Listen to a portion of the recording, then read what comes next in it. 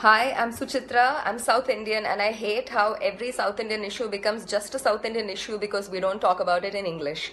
So this video is in English, and it is to explain in graphic detail what happened to Jayaraj and his son Phoenix during this past 1 week in a town in my state called Thoothukudi or Tuticorin.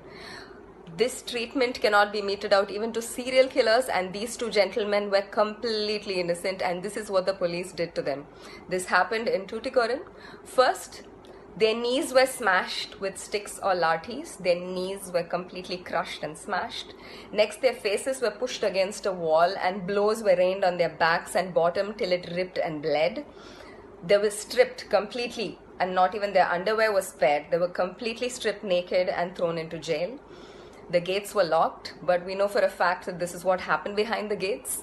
They were taken to a spot where there were no CCTV cameras, and steel-tipped wooden lathis or batons or batons or sticks were shoved up their buttholes several times. And there was also a great deal of torture and damage inflicted on their genitalia, because eyewitnesses of the body have stated, they've said that both the genital region and the backside were completely ripped and mangled.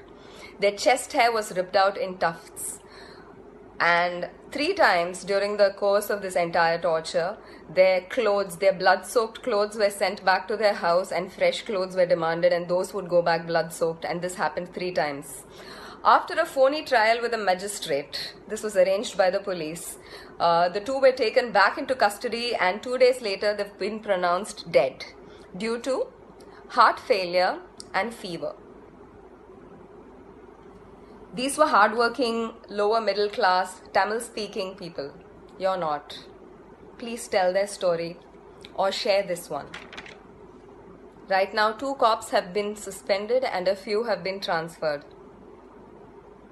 That's not the solution, and that's not the answer, and that is not justice.